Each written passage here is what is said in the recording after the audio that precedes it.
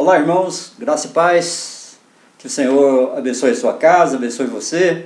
Quero aproveitar agora o seu tempo, que você está na sua casa, para que possamos aproveitar um pouco do estudo bíblico.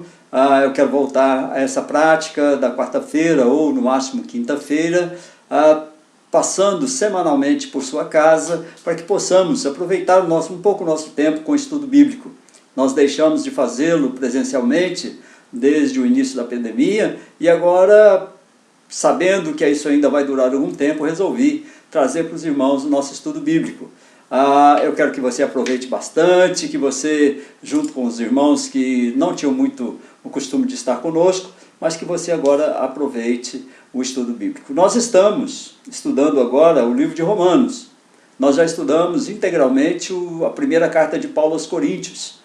E vimos quantos ensinamentos maravilhosos Paulo encerra naquela carta. Agora, começamos o livro de Romanos e já passamos pelo capítulo 1 e pelo capítulo 2, quando Paulo adverte a igreja em Roma, uma igreja que ele não conhecia, uma igreja que certamente foi fundada pelos irmãos que foram participantes lá daquele discurso de Pedro no Pentecostes, e que voltaram para Roma e fundaram a igreja. Então, uma igreja sedenta de doutrina, uma igreja que precisava ser disciplinada no caminho do Senhor, precisava ser ensinada, e Paulo, então, escreve esse livro maravilhoso, que é o livro de Romanos, cheio de teologia, muito bom para nos ensinar, para nos firmar no Evangelho. Paulo escreve àqueles irmãos, mostrando a realidade de Roma, das dificuldades daquela cidade devassa, uma cidade complicada, uma cidade onde as coisas se misturavam, e a fidelidade não era uma prática daquele povo em Roma. E os irmãos de Roma precisavam então desses ensinamentos que Paulo passa a dar a eles. Paulo fala sobre a cidade, sobre as dificuldades, no capítulo 1, capítulo 2, fala sobre a composição heterogênea daquela igreja, que era composta de cristãos recém-convertidos, mas cristãos romanos, cristãos gentios de outras nacionalidades, e de judeus cristãos que haviam se convertido ao ensino do Senhor Jesus. Paulo fala para eles, e os irmãos, principalmente aos irmãos judeus, ele fala no 1º, 2º, 3º capítulo, ele fala especialmente a esses irmãos, embora fale aos outros também, ensinando, mas ele fala especialmente aos irmãos que vieram, que eram judeus, verdadeiramente filhos de Israel, porque eles havia entre os judeus a crença de que Deus era tão bom com eles que qualquer coisa que eles fizessem não tiraria deles a presença de Deus. Mesmo que eles fossem infiéis,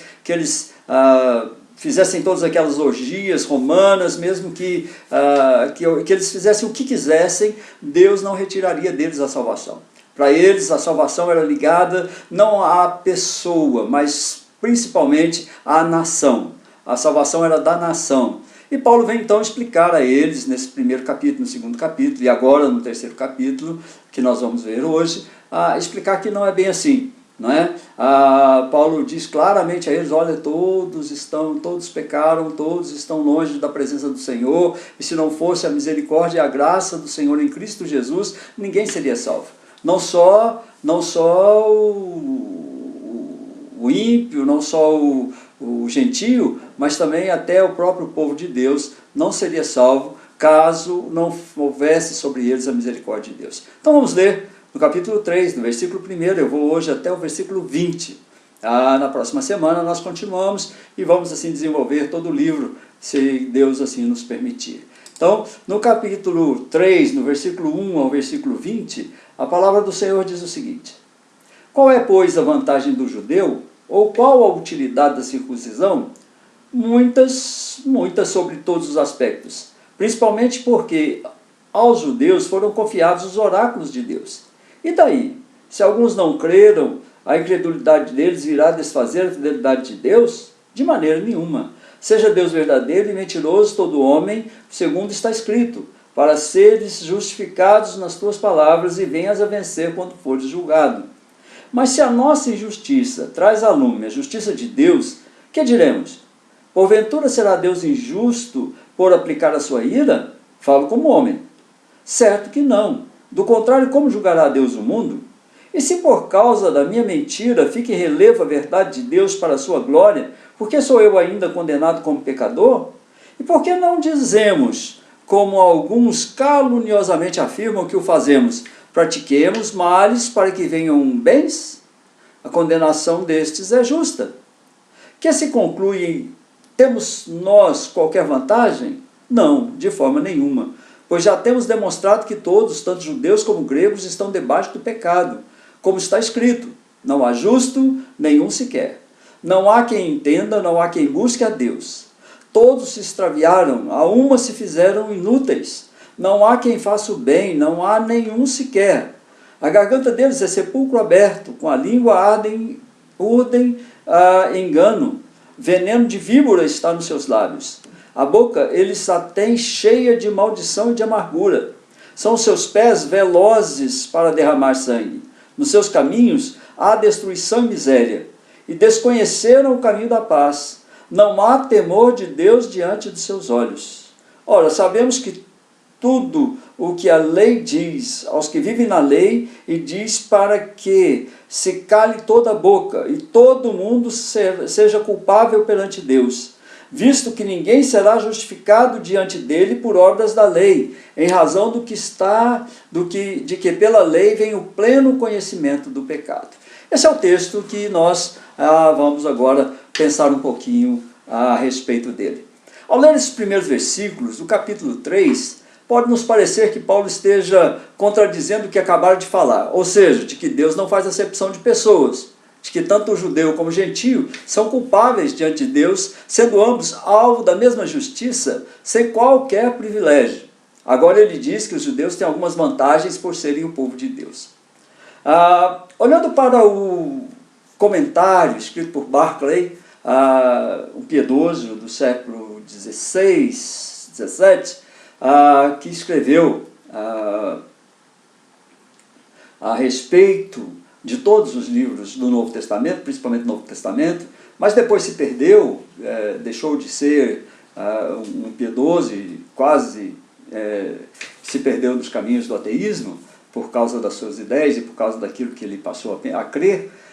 Mas assim, o que ele escreveu em relação à palavra, toda ela é aproveitável, porque de fato o que ele escreveu aqui é maravilhoso, os seus comentários são maravilhosos. E eu quero aproveitar um pouco desse comentário.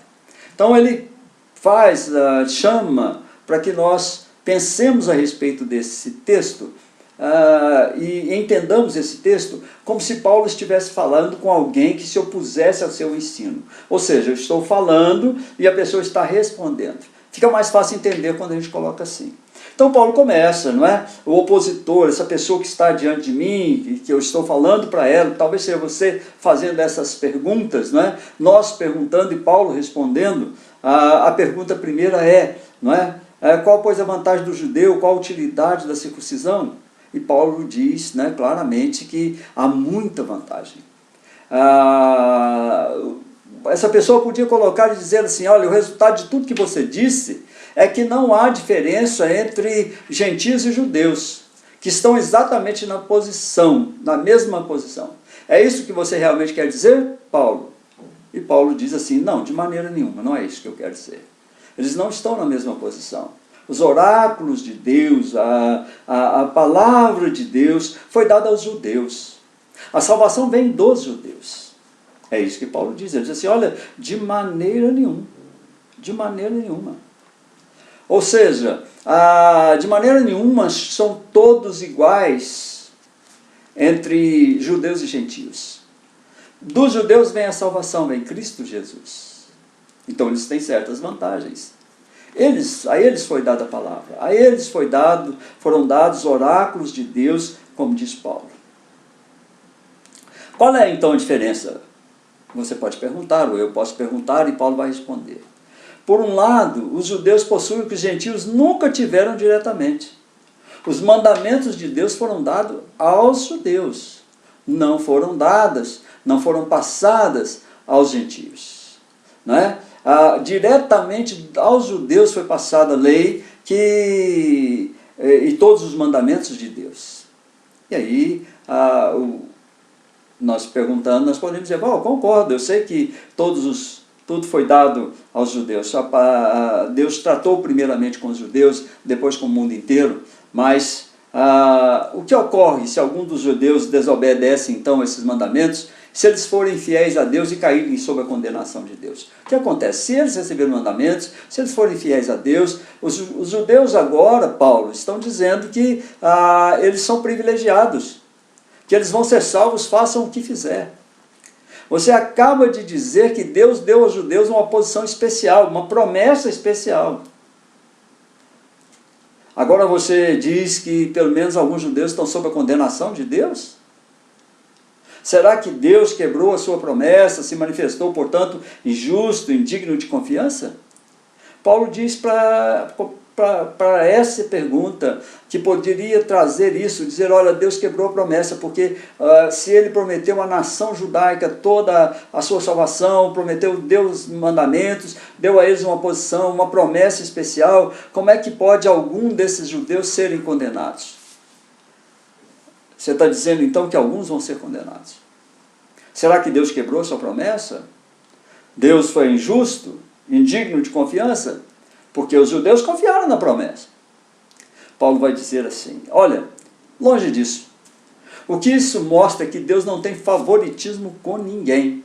Deus castiga o pecado em qualquer lugar onde o pecado estiver. Seja entre os judeus, seja entre os gentios. O pecado é castigado.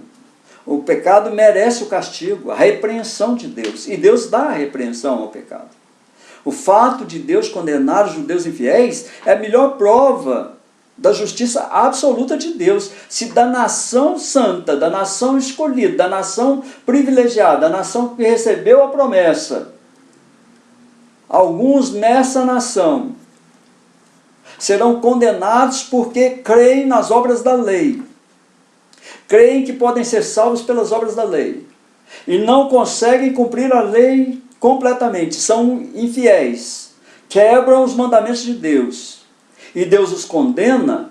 Isso é a maior prova da justiça absoluta de Deus. Não há nada que possa demonstrar tanto a sua justiça imparcial e o seu direito de ser juiz sobre toda a terra. Paulo está aqui dizendo, irmãos, que Deus é fiel. Deus não quebrou as promessas. Deus não quebrou a lei.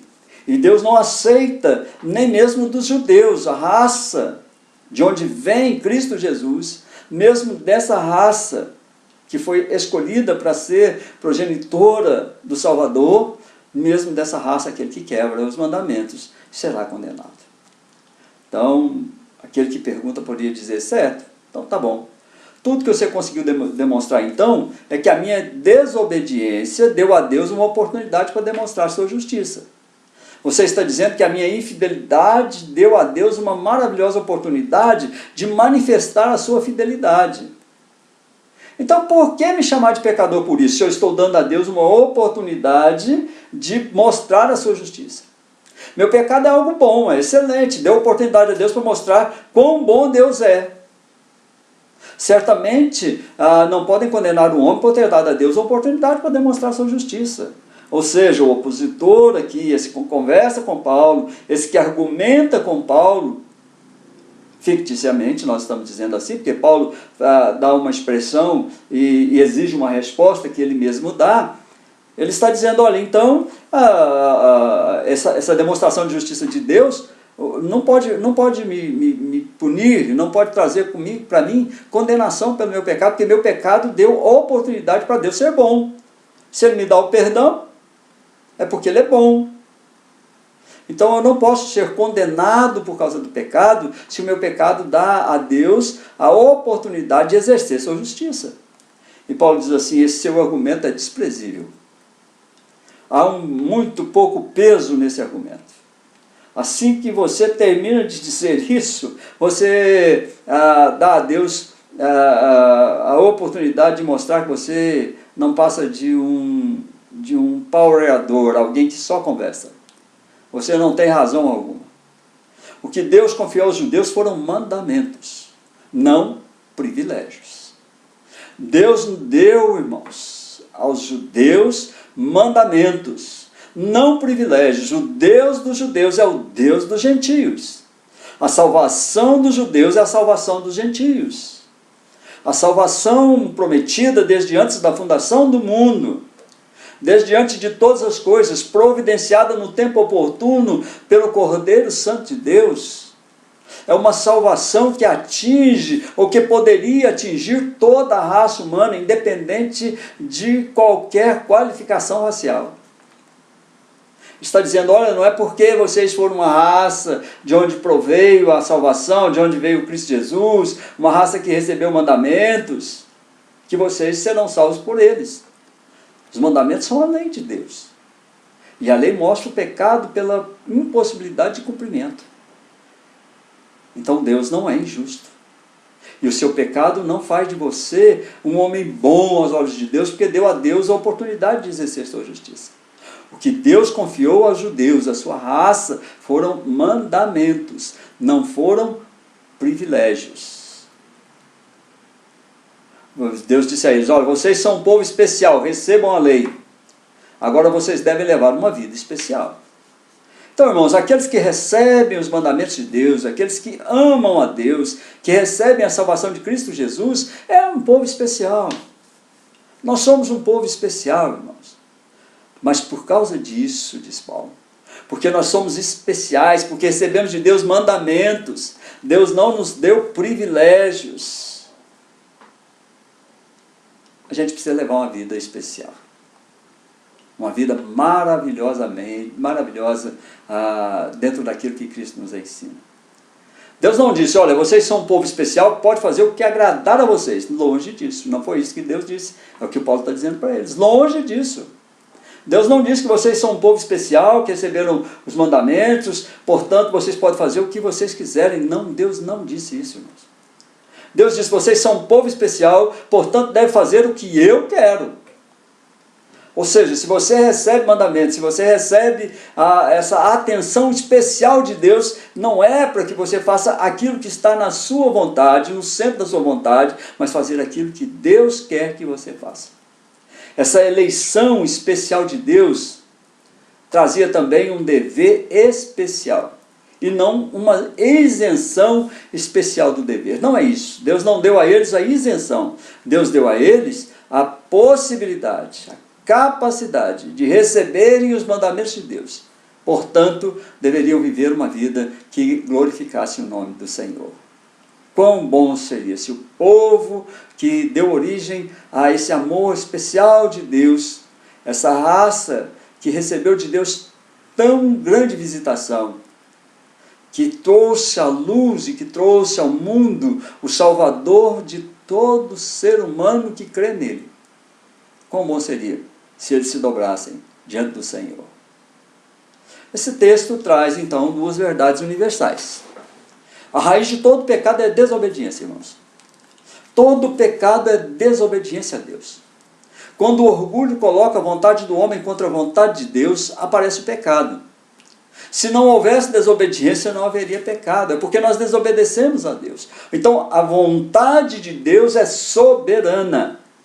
O homem, quando desobedece à vontade de Deus, qualquer que seja a desobediência, qualquer que seja a vontade de Deus para a vida do homem, se desobedecida, gera o pecado. O pecado existe porque o homem desobedece a Deus.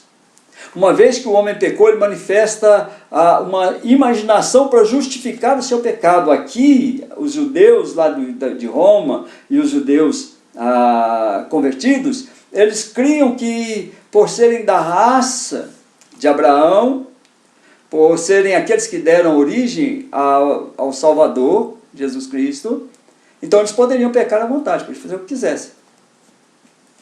E aí ele começa a arrumar bastante imaginação para poder afrontar a Deus.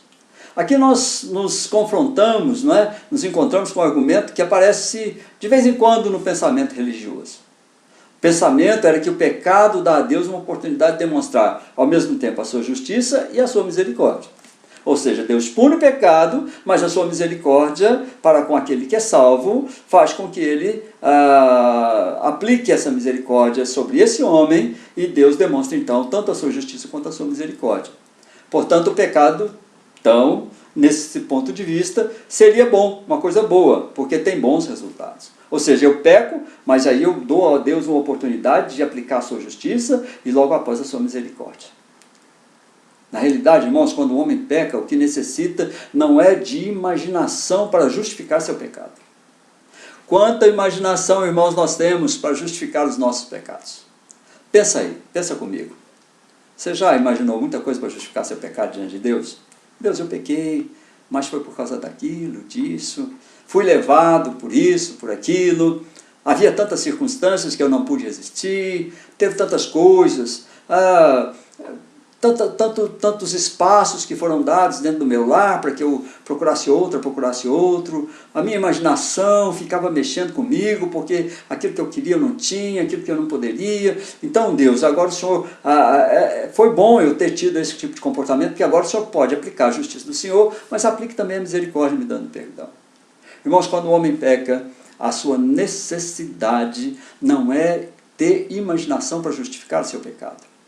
É humildade para confessar o seu pecado com contrição, com vergonha. O ser humano tem que ter vergonha de pecar, irmãos. É isso que Paulo está dizendo àqueles irmãos. Tem que ter vergonha de apresentar o seu pecado diante de Deus. Então, do capítulo 3, do versículo 1 até o versículo 8, o que Paulo diz é isso. Diz, olha, vocês são uma raça especial, seu pecado não é bom.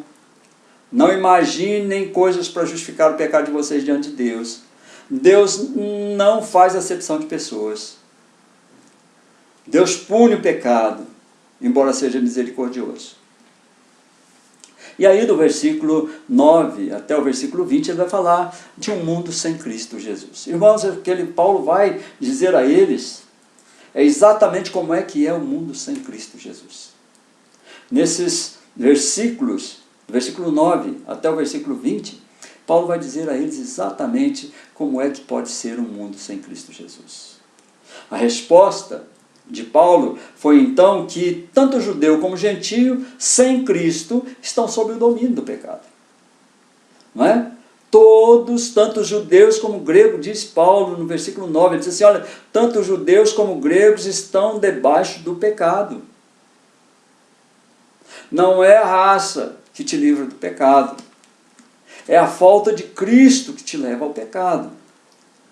O domínio do pecado é sobre aqueles que não têm Cristo Jesus. Porque aqueles que têm Cristo Jesus, embora por enquanto não estejam livres do pecado, não estão sob o domínio dele. Cristo nos livra do domínio do pecado.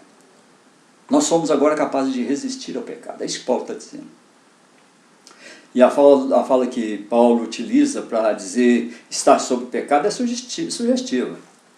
Em grego, quando nós olhamos para essa frase, é upo amartian. Nesse sentido, upo significa definidamente em poder de ou sob a autoridade de ou do pecado. Sob a autoridade do pecado. A pessoa sem Cristo Jesus é alguém debaixo do poder do pecado, sob a autoridade do pecado. É aquele que peca porque não leva a sua vida de acordo com aquilo que Cristo Jesus nos ensina. Nesses versículos, Paulo cita vários salmos que falam exatamente do homem sem Deus. O Salmo 14, versículo 1 a 3, diz o seguinte, irmãos, vamos ler esse salmo. Salmo de número 14, do versículo 1 até o versículo 3. A palavra de Deus nesse salmo vai nos mostrar, né, exatamente isso, a corrupção do pecador e sua redenção. Capítulo dos Salmos, Salmo de número 14, capítulo 1 até o 3, palavra de Deus, e Paulo usa esse salmo, diz assim, diz o insensato no seu coração, não há Deus. Olha o insensato que diz, não há Deus. Corrompem-se, praticam abominação, já não há quem faça o bem. Do céu olha o Senhor para os filhos dos homens, para ver se há quem entenda, se há quem busque a Deus. Todos se extraviaram e juntamente se corromperam. Não há quem faça o bem, não há nenhum sequer. Paulo usa exatamente aquilo que os irmãos conheciam, o Antigo Testamento. O Salmo 53, versículo 1 a 3, diz a mesma coisa. Salmo 140, versículo 3, Salmo 10, versículo 7, o 36, versículo de 1 a 4, além de Isaías, já os profetas, já lá nos profetas, no capítulo 59, Isaías, no capítulo 59, diz o seguinte, Isaías capítulo 59, no versículo 7 até o versículo 8, diz o seguinte: os seus pés correm para o mal, são velozes para derramar o sangue inocente. Os seus pensamentos são pensamentos de iniquidade. Nos seus caminhos há desolação e abatimento. Desconhecem o caminho da paz, não há justiça nos seus passos. Fizeram para si veredas tortuosas. Quem anda por elas não conhece a paz. É uma descrição terrível da natureza humana, irmãos. Sem Cristo, a natureza humana é terrível. Vaughan assinalou que quando nós examinamos essas citações do Antigo Testamento, elas descrevem pelo menos 3 coisas que eu quero trazer aqui para os irmãos. Primeira coisa que elas destacam, essas passagens do Antigo Testamento e as passagens de Paulo aqui, do versículo 9 até o versículo 20, dizem que um caráter cujas características são a ignorância, a indiferença, a falsidade e a falta de frutos proveitosos. São homens, irmãos, que a característica dele é a ignorância. Ele ignora a presença de Deus. Ele ignora a questão do pecado. Ele ignora a sugestão do pecado e a maldade do pecado. Ele tem uma perfeita indiferença pelos valores de Cristo Jesus. Ele não se sente atraído por isso. Ele é falso. É uma característica do seu caráter. É uma falha do seu caráter. E nesse homem que está sobre essas condições que Paulo traz aqui, é um homem a quem faltam frutos proveitosos. Não pode vir nada bom daí, irmãos. A árvore é ruim. A árvore é ruim. Essa árvore sem Cristo é ruim. É árvore que deve ser podada e queimada pelo fogo. Uma outra característica desses homens é que eles têm uma língua destrutiva. Eles destroem, com a sua língua, eles destroem o próximo. Destroem a fidelidade dos outros, a justiça dos outros, a bondade dos outros. Destroem o caminho dos outros. É uma língua enganosa, aquela que trama enganos. Provérbios fala muito sobre isso. É uma língua altamente destrutiva, altamente enganosa. É uma língua maligna, procede do diabo. A língua do homem sem Deus é destrutiva, é enganosa e é maligna. O caráter do homem sem Deus é a ignorância, a indiferença, a falsidade, a falta de frutos proveitosos. Por fim, Vaughan diz que a terceira característica desses homens sem Deus é uma conduta marcada pela opressão. São opressos do pecado. Eles vivem sob o domínio, a batuta do pecado. Eles não conseguem se livrar do pecado. Um homem sem Cristo Jesus não se livra do pecado. Cristo é o preço dessa culpa. E sem Cristo esse homem não consegue sair disso. Eles vivem sob essa opressão. Cristo também nos convida a colocar diante dele as nossas bagagens excessivas. E uma das bagagens excessivas, meu irmão, minha irmã, é o pecado. Preciso deixar em Cristo Jesus essa opressão. É preciso viver livre. O homem que não entende, que não tem certeza da sua salvação, é um homem opresso, porque ele ainda crê que o seu pecado vai levá-lo para o inferno. E vai levá-lo mesmo se ele não se converter e não deixar o seu pecado, e se ele não for alguém convertido a Cristo Jesus. É uma conduta marcada por essa opressão, um sofrimento, uma carga terrível sobre esse homem. Sob o prejuízo, é uma conduta marcada pelo prejuízo, ele sempre perde. O homem sem Cristo sempre perde, irmão. Ele pode ganhar financeiramente, ele pode ganhar status, poder, mas ele sempre vai perder, porque o seu fim é terrível. Ele é implacável, a conduta do homem sem Deus é implacável, do homem sem Jesus é implacável. Vocês já viram os tiranos? Sua conduta é implacável. Para eles a vida vale menos que nada. E essas coisas são resultado de deixar Deus de lado. Paulo está dizendo aos irmãos, fala, olha, isso acontece com homens que não conhecem o caminho do Senhor. Não deixe que isso aconteça com vocês. Paulo diz, olha, não há temor de Deus diante dos seus olhos.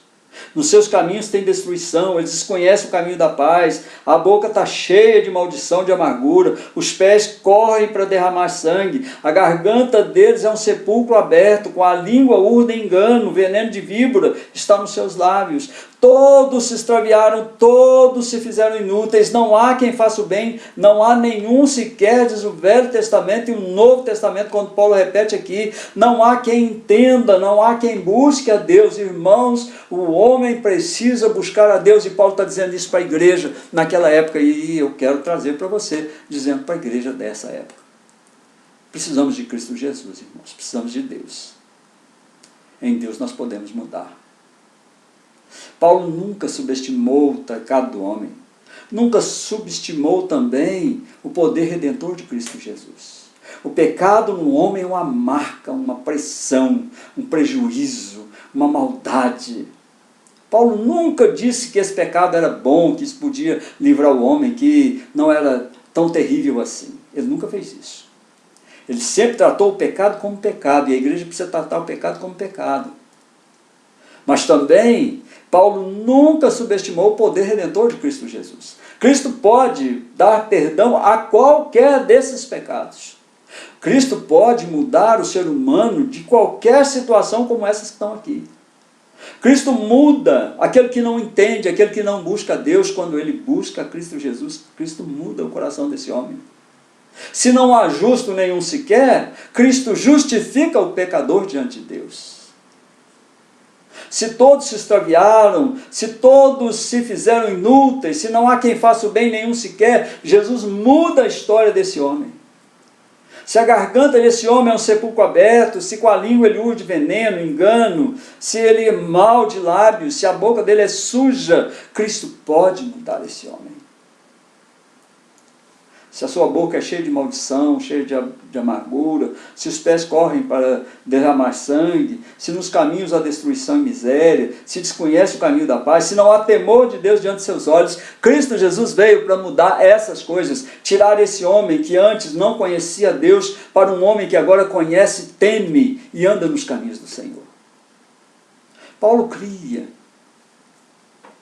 que sem Cristo os homens eram maus, mas nunca creu que eles fossem tão maus que eles não pudessem ser salvos. Ou seja, Paulo entende que todo homem é mau em si mesmo, mas quando ele teme a Cristo Jesus, ele pode ser salvo, ele pode ser transformado. Paulo, William J., um ancião, disse uma vez assim, a memória está me falhando. Talvez estivesse na nossa idade, não é? Na minha idade, a memória já está falhando. Mas há duas coisas que nunca esquecerei, diz ele. Que eu sou um grande pecador. Nunca vou me esquecer que eu sou um grande pecador. E a segunda coisa que eu nunca vou me esquecer, Jesus Cristo é um grande Salvador. Cristo é um grande Salvador. Paulo tinha confiança em que o que Cristo fazia por ele, faria por qualquer outro homem. Paulo diz assim, eu sou o pior dos pecadores, ele diz isso. Mas Cristo mudou a vida dele.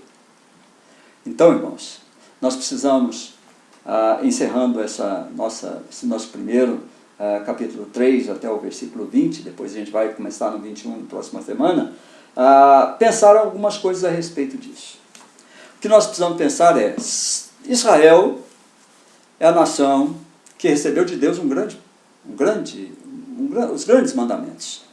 Eles receberam os mandamentos, eles receberam libertação, eles receberam o Salvador de todo o universo, de todo aquele que crê. Então eles são uma raça especial. Tiveram coisas especiais. Mas Deus não deu a eles o privilégio de serem salvos sem Cristo Jesus.